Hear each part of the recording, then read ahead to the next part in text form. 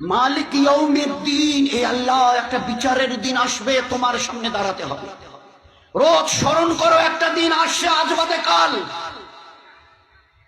আমার সামনে দাঁড়াতে হবে বিচারের জন্য, হিসাবের জন্য। দুনিয়ার এই দিন শেষ হবে, আখিরাতের জীবন শুরু হবে।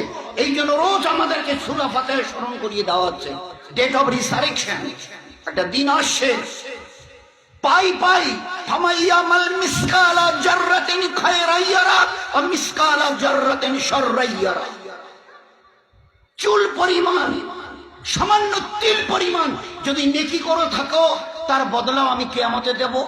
তিল পরিমাণ, তিলার্ধ, একটা তিলকে 100 টুকরো করে একটা তিল, তো অতটুকু যদি গুনাহ করে থাকো, তার শাস্তিও তোমাকে দেয়া হবে।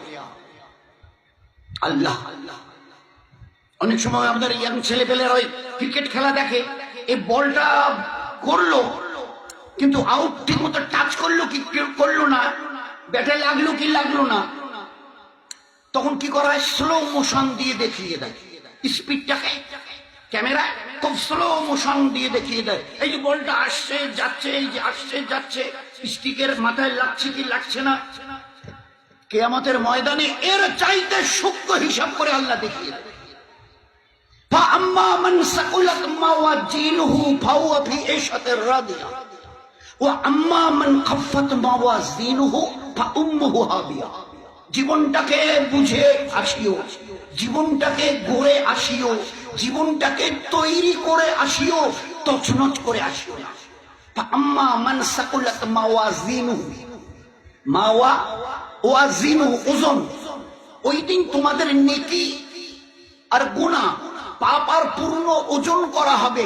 সোনা যেভাবে ওই কাচের বাক্সের মধ্যে ওজন করা হয় যাতে সামান্য পরিমাণে হাওয়া ওর ভিতরে ঢুকতে না পারে, আর ওই মাপার ওই যন্ত্রটা, পাল্লাটা যাতে একটু না দোলে, কাচের বাক্সের ভিতরে এবারে এমন ভাবে মাপা হয়। দেখছেন তো, সামান্য দেখেছেন, সামান্য হলো এই যে আধা গ্রাম, এই পয়েন্ট মিলিগ্রাম, এই যে পয়েন্ট দেখেছেন কতটুকু, সামান্য একটু ঝুঁকে আসে, একটু যদি উপরে এদিকে থাকে তাহলে একটু কম হচ্ছে।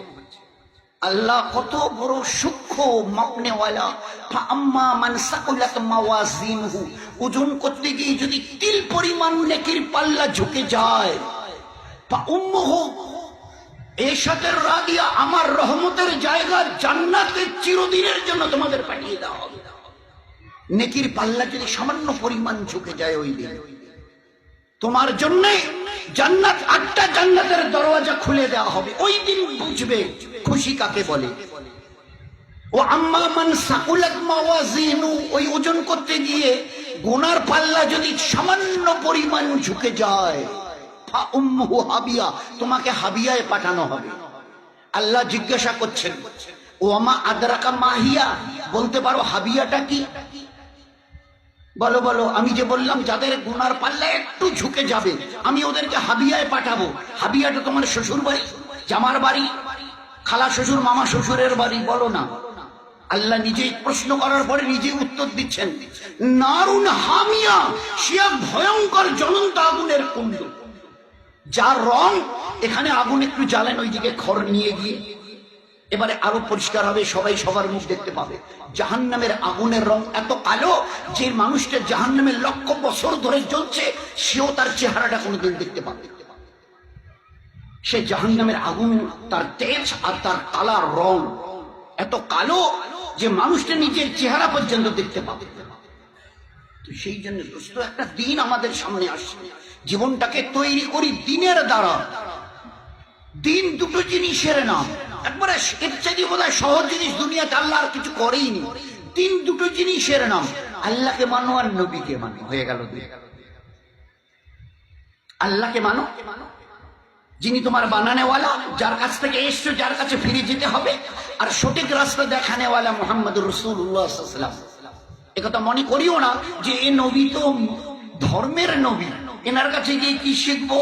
তো বলে দুনিয়ার আজকের মডার্ন সায়েন্স আর টেকনোলজি যেখানে দাঁড়িয়ে আছে না, আমাদের নবী জনাবে রাসূলুল্লাহ সাল্লামকে যে জায়গায় জ্ঞান আর বিজ্ঞানের ওস্তাদ করে পাঠিয়েছিলেন, তার কাছে এই লেটেস্ট মডার্ন সায়েন্স ওয়ালাদের তার কাছে পৌঁছতে আরো লক্ষ বছর লাগবে।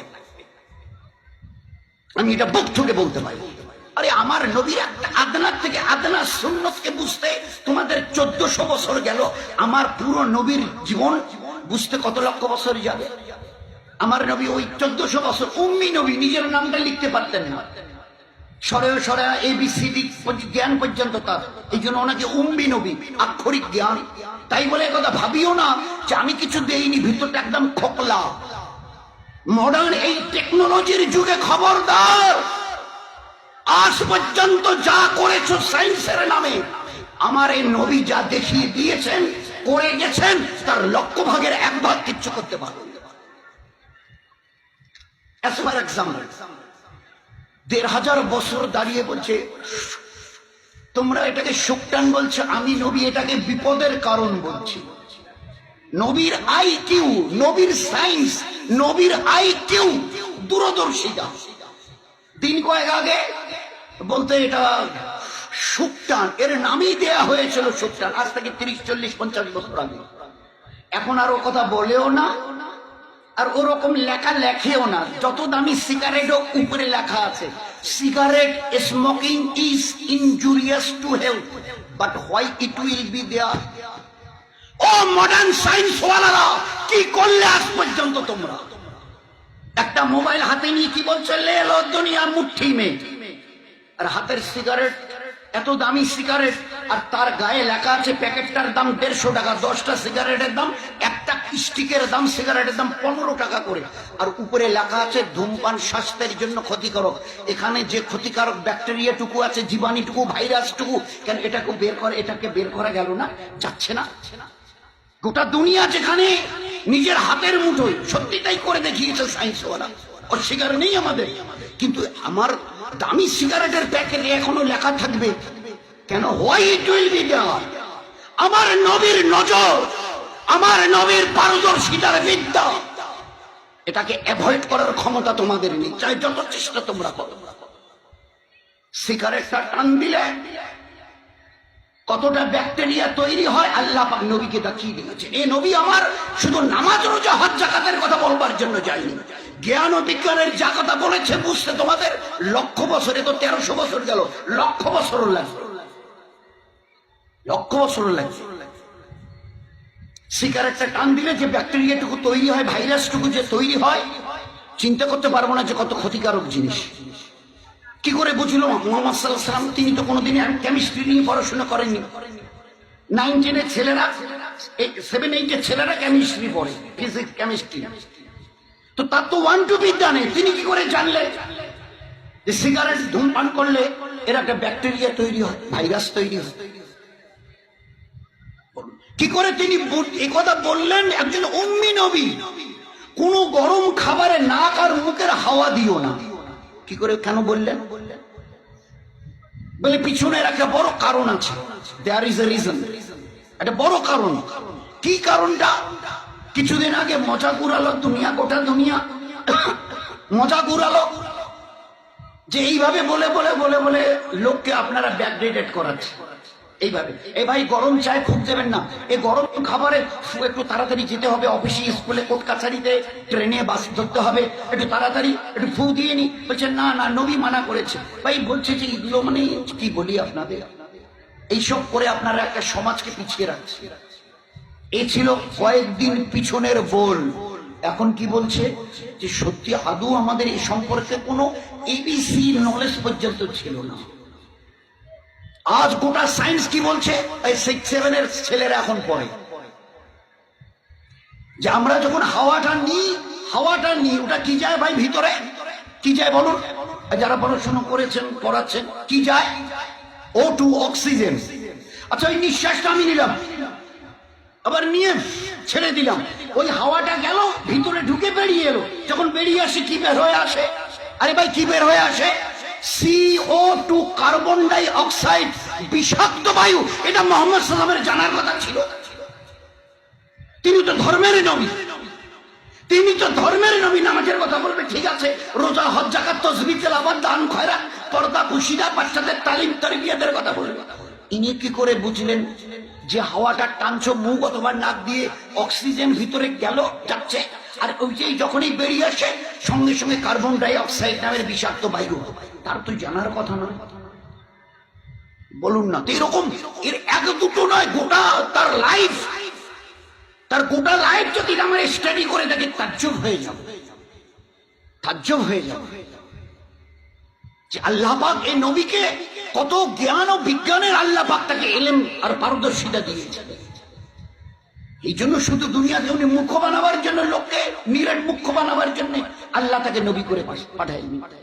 তো এই নবীর কে যদি চিনতে চেষ্টা করি, তার আনিত দিনটাকে যদি বুঝতে চেষ্টা করি, তো দিন দুটো জিনিস, আল্লাহকে মানো, নবীকে মানো। আরো একটু যদি দুপায়ে এগিয়ে যাই, ভাই দিন কাকে বলে? বলে ওই দুটো জিনিসের নাম। কি বলো? বলে আল্লাহ যা করতে বলেছে করো, যেটা ছাড়তে বলেছে ছাড়ুন, দিন হয়ে গেল। আল্লাহ কি বলেছে? গরিব দুঃখীদের তুমি দেখে হাত বাড়িয়ে দিও, সাহায্যের হাত বাড়িয়ে দিও। কারণ আমি গীবত, শিকায়েত, পরনিন্দা, পরচর্চা করিও না, এটা করো ওটা করিও না। তো দিন কাকে বলে? আল্লাহ যা করতে বলেছেন করি, আর আল্লাহ যা ছাড়তে বলেছেন ছাড়ি।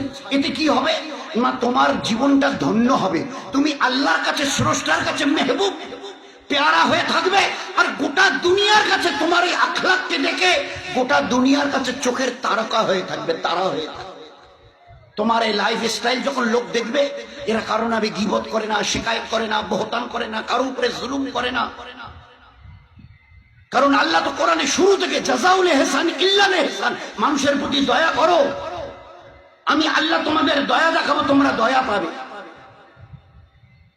তোমরা কারো নামে গীবত শিকায়েতের মধ্যে যেও না, কারো জুলুম করিও না। ওয়াল্লাহু লা ইয়াহদিল কওমাজ যালিমিন।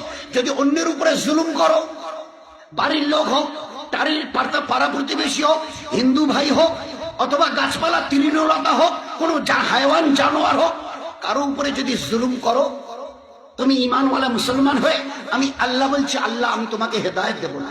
হেদায়েত মানে সৎ পথ, আমি তোমাকে সৎ পথ দেখাবো না। ওয়াল্লাহু লা ইয়াহদিল কওমাজ যালিমিন। জুলুম করনে ওয়ালাকে আল্লাহ হেদায়েত, সৎ পথ দেখান না।